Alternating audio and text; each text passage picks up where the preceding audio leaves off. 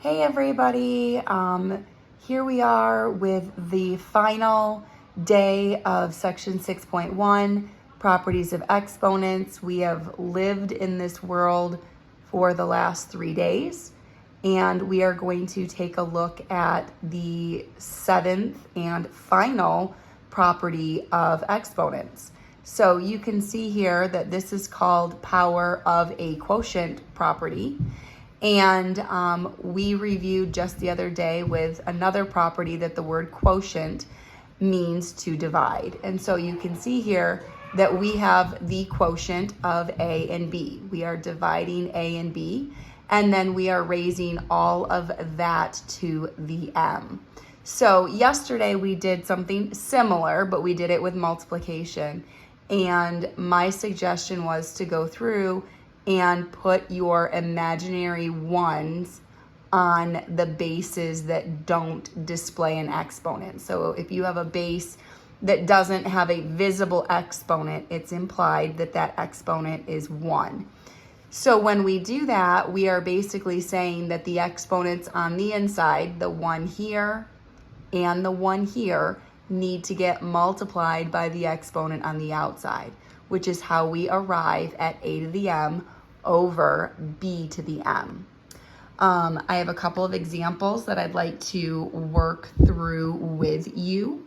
One of them I've already done just so I can kind of talk it out, and then we have a couple here that we'll do together. So this first one is the quotient of 3 over 2. So we are dividing the 3 and the 2, and we are raising all of this to the 5th power.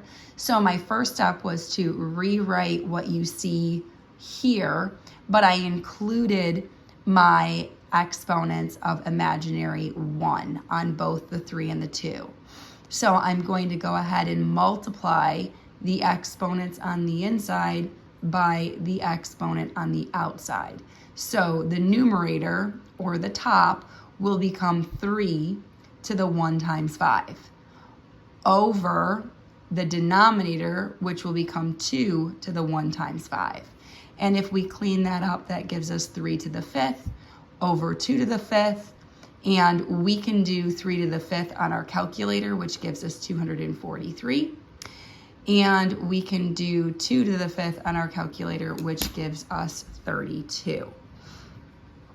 So this next one here, we have the quotient of B divided by -3, all of that being raised to the power of 4. So my first step here would be to rewrite this problem and go through very quickly and put on my exponents of imaginary 1. So both of those are going to get that 1. And then basically the exponents on the inside, the 1 in the top and the 1 in the bottom, are going to get multiplied by the exponent on the outside. So this will become B to the 1 times 4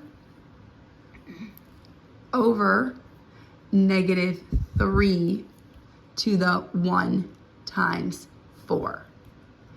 And then we can go ahead and clean that up a little bit. This will give us B to the 4th over -3 to the 4th. And then we can do -3 to the 4th on our calculator. So we'll get B to the 4th over a -81? And that would be our final answer there for $1,000,000 math dollars. The next problem here, we've got a couple of things happening. We actually have a product, so we're multiplying 2 times x in the top, and then we're dividing that by 5, and all of that is being raised to the 3rd. So first thing we want to do is go ahead and recopy our problem. And then I'm going to go in and add my exponents that are an imaginary 1. So each one of those is actually going to get that imaginary 1. All the exponents on the inside get multiplied by the exponent on the outside. So this will become 2 to the 1 times 3. and that is being multiplied by x to the 1 times 3. And all of that is being divided, is being divided by 5 to the 1 times 3. So all I did to go from here to here was multiply every single exponent on the inside by 3. And then if I go ahead and clean this up a little bit, this will give me 2 to the 3rd times x to the 3rd divided by 5 to the 3rd.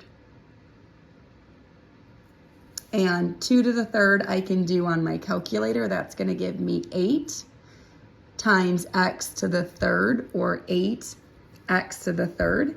And then I'm going to divide that by 5 to the 3rd, which I can also do on my calculator, and that's 125.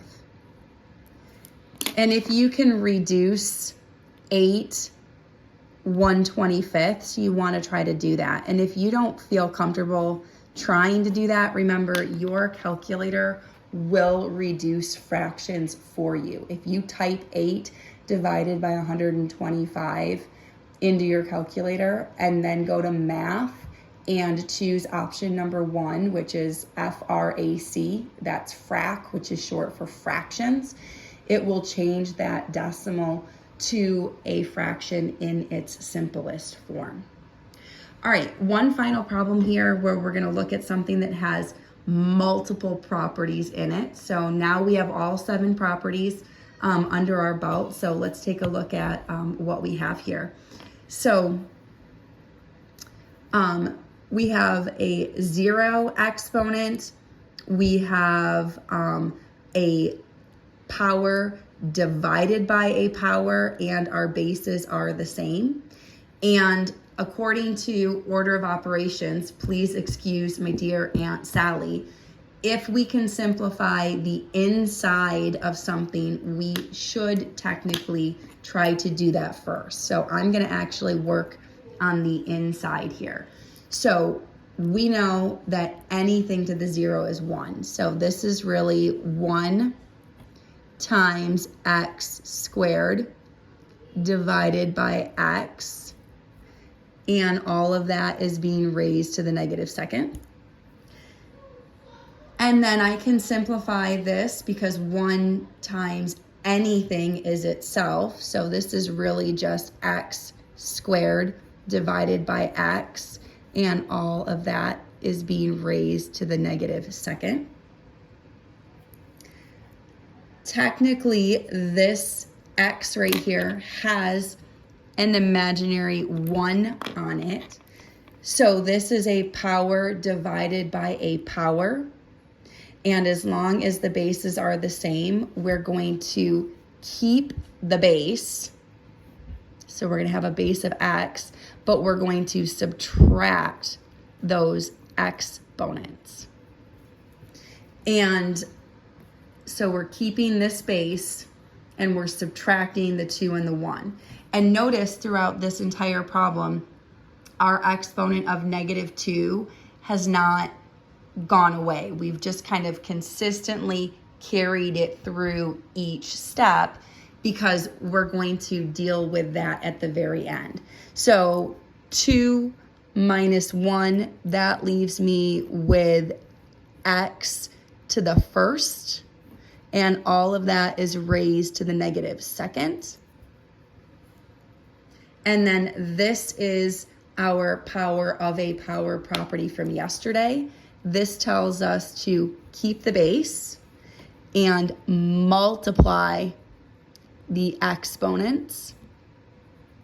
So that gets me to x to the -2nd, but we can't have negative exponents. So if I put this over 1, it makes it pretty obvious that our negative exponent is in the top.